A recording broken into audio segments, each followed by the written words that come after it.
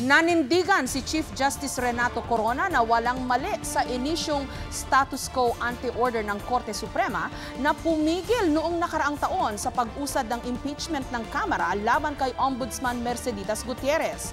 Yan ay kahit lumabas mula kina Associate Justice Antonio Carpio at Maria Lourdes Sereno na hindi pala lahat ng justices nabigyan ng kopya ng petisyon. Nagbunga po yan ng kontrobersya dahil may mga komisyon kung paano nakapagdidesisyon ang Supreme Court gayong wala pala silang kopya ng petisyon. Dinipensahan din ni Corona si Supreme Court spokesperson Maidas Marquez. Tama raw ang mga naging pahayag nito noong nakaraang Martes nung sabihin niyang nakatanggap ng kopya ng petisyon ang mga mahistrado bago ang botohan. Paliwanag ni Corona, sinabi lang ni Marquez ang impormasyong nakuha nito mula sa Clerk of Court. Bagamat kinumpirma ni Corona na may paksyon sa Supreme Court, hindi raw niya nakikitang nakakasama ito.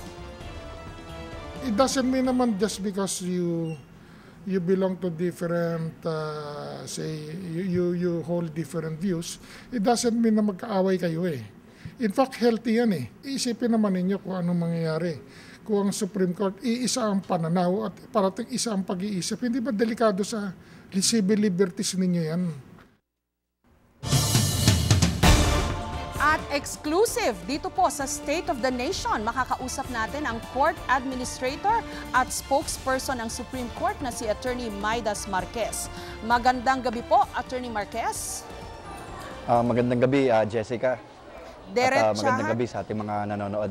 Diretsahan po at sana diretso rin ang inyong sagot. May mga paksyon ba sa Supreme Court? Hindi natin masasabing merong mga paksyon dahil sa mga desisyon, talaga namang hindi palaging unanimous ang desisyon natin. No? Maraming mga kaso na merong mga dissenting opinions. No? Katulad na nga dito sa inisyu na status quo anti-order sa kaso ni Ombudsman, 6 na buwan na ang nakakaraan, meron tayong 3 dissenters. No? At yun ay kanilang pananaw na hindi pa kailangan mag-issue ng status quo anti-order. Pero ang pananaw naman ng mayorya ay time was of the essence, the petition was urgent, and therefore they decided to issue the status quo anti-order. Pero sa merits lang ba nagkakatalo ang mga justices, Attorney Marquez? Wala bang politikahan daw dyan sa Supreme Court? Well, dapat wala, dahil pagka na-appoint ka na dyan sa Supreme Court, all politics should stop. And you have to decide cases in accordance with your own perception of the facts, appreciation of the applicable laws. Pumapasok din ng mga biases natin dyan, philosophies, personality. And that is the essence of a collegial body. Kaya nga at the end, kung hindi unanimous ang decision, majority wins. Pero Attorney Marquez, sorry for pressing this further. Ang perception ho kasi merong mga mahistrado o justices na pro-Corona at meron din daw pong pro-Carpio. Hindi naman siguro, dahil kasi kung talagang merong pro-Corona at may pro-Carpio, in every case, makikita mo pare-pareho ang boto. Pero tingnan natin, halimbawa, dito sa kay Merceditas Gutierrez, 7-5 ang naging botohan dyan. Pag tiningnan mo yung mga maestrado na pumanig doon, halimbawa sa boto ni Justice Carpio, at pag tiningnan mo yung mga justices na pumanig doon sa boto ni Justice Corona, at ikumpara mo yan sa ibang kaso, halimbawa doon sa Visconde Massacre, iba na naman ang botohan doon. Doon sa League of Cities of the Philippines, iba rin ang botohan doon. So, siguro hindi very accurate na sabihin na talagang merong pro-Corona at merong pro-Carpio. Pero ang tawag po ng inyong mga kritiko sa Supreme Court ay flip-flopping Supreme Court daw po kayo. Dahil itong kaso ni Gutierrez, urong-sulong, di ba? Last year, sabi nyo, hindi pwedeng umusad. And then bigla na lang, pwede na. And then ito rin kaso ng mga 16 municipalities na gagawing cities, urong-sulong din daw po ang Supreme Court. Paliwanag ko muna yung kay Ombudsman. Yes. Yung unang naging decision, yung unang order ng Supreme Court dyan, noong September, hindi yan na decision ng Supreme Court. Yan ay isang initial order lamang at sinasabi lamang na, teka, maintain status quo para mapag-aralang mabuti ng ating mga maestrado ang kasong ito, no? Dahil yung kaso hindi naman ganung kadali yung kaso, no? Mas madali lang mag-issue ng status quo ante order kasi nga para masigurado natin na yung magiging desisyon ng ating kataas-taasang hukuman ay hindi mawawalan ng saysay, no? Dahil nga pagka hindi tayo nag-issue ng status quo ante order noon ay baka nagtuloy-tuloy na impeachment by the time the court decides the case, wala na, no? Na-impeach na yung impeachable officer, no? Kaya nag-issue tayo ng status quo ante order dyan, no? Okay, dun po naman sa 16. Naging desisyon itong February. Yun ang talagang desisyon na, no? Aha. Yun na yung dito final. Naman sa final na yung nung February na naging final nitong kamakalawa, no? Nung nag-issue na nung denial ng motion for reconsideration, no? Yung So 16, wala talagang flip-flopping doon. okay, yung pong 16 towns. Yung 16 towns, so yan Nagagawing medyo cities. pambihira talaga yung kasong yan, hindi yan pangkaraniwan, ano? Nagsimula yung decision dyan noong 2008, no? Ang botohan noong 2008 ay 6-5 at 4 justices nag-inhibit, no? So doon pa lang sa unang boto na 6-5, that is a very close vote, no? Isang justice lang ang magpalit ng isip dyan, palit na yung desisyon ng Supreme Court, di ba? Mapapanig na doon sa kabala.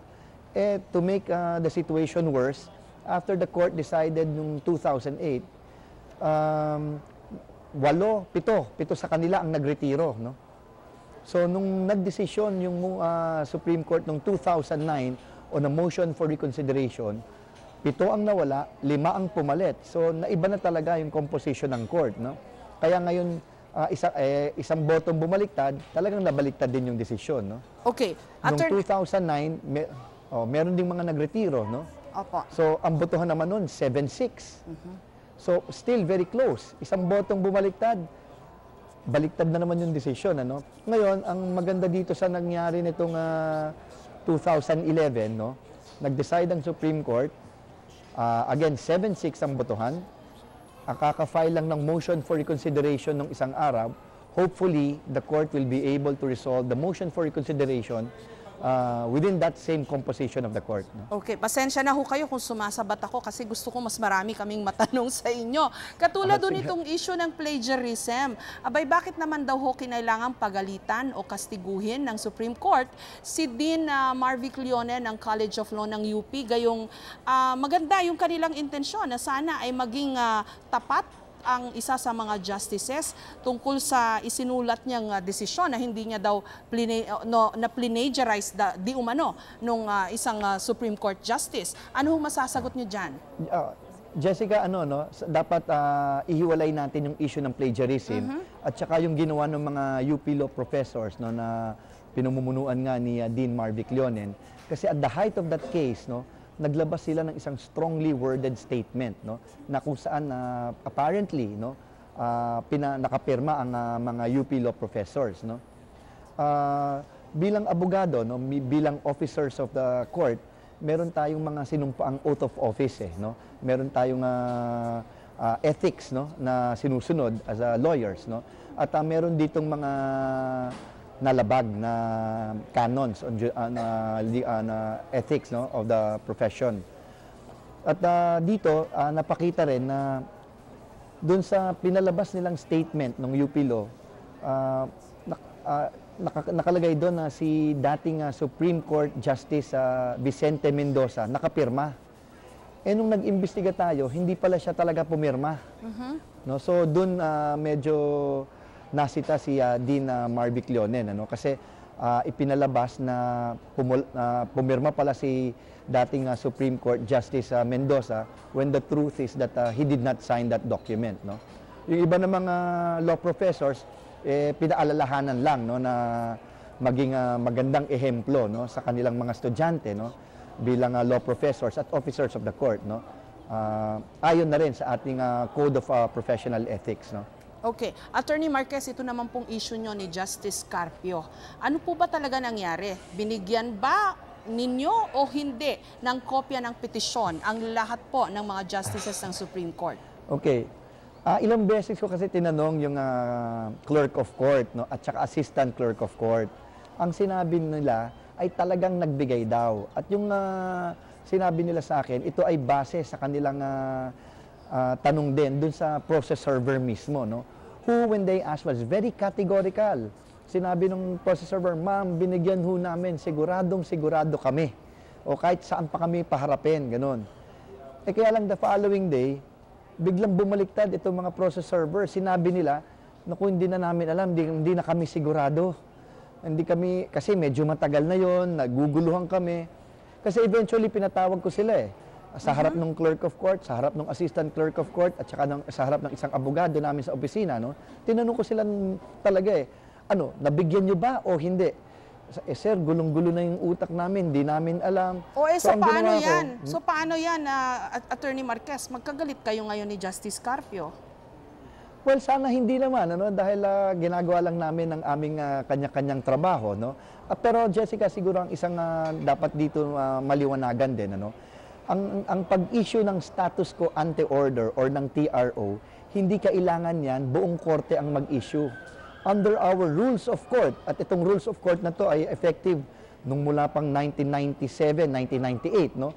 Ang isang justice ng Supreme Court ay maaaring mag-issue on his own ng status quo ante order or temporary restraining order. Dito nga sa nangyari kay Merceditas Gutierrez, surplusage kasi 8 ang bumoto na mag-issue against the 3 dissenters, no?